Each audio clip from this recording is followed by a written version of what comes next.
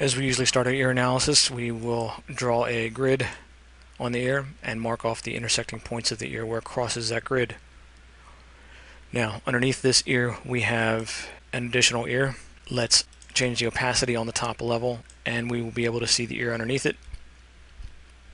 And we can see again that these intersecting points match. The lobe of the ear on the other photograph is slightly lower because as you get older, sometimes the lobe will stretch. So we can see this is a photograph of the individual at a younger age and his ears are slightly more tight, but we can see the crease is still there. That is still in this ear as he gets older. You can even see the vein work in the ear. Consistent, the vein work again in this ear.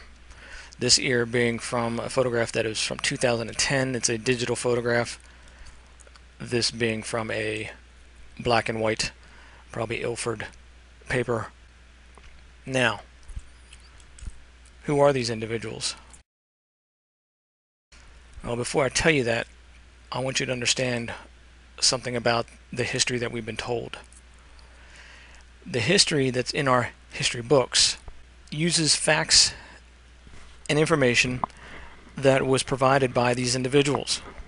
Now, if these individuals are trying to commit a fraud as, say, to be hiding from identification or capture, would you expect them to give honest information? No, it would be used as an opportunity to disinform in order to set another layer or another level of security between them getting caught and us finding them.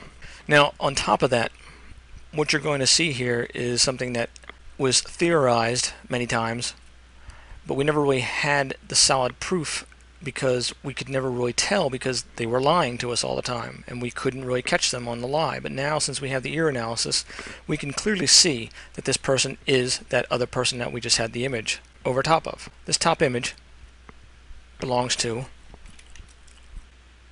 Michael Greenberg. Maurice Greenberg, ex-CEO of AIG. This is his son. This is the number 4 son that they never speak his name. There's a reason why. The ear that was underneath it,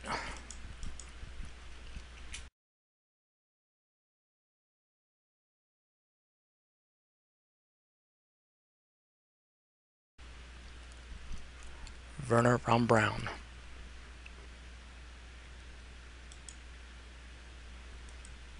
That is a match. Now, you say, well, it's impossible.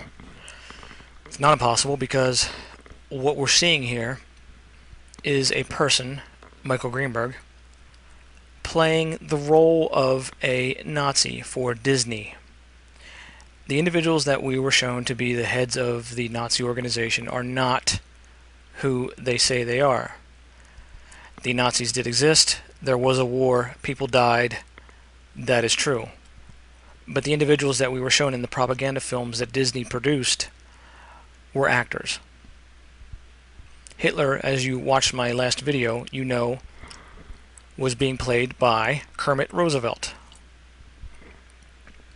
Kermit Roosevelt being the son of Teddy Roosevelt, our president. During the time of the war, Kermit's cousin was the president, FDR. You also see that in the Disney studios as Walt Disney, Kermit playing Walt Disney, you'll see his brother, Archie, was the other Disney brother when they started the studios.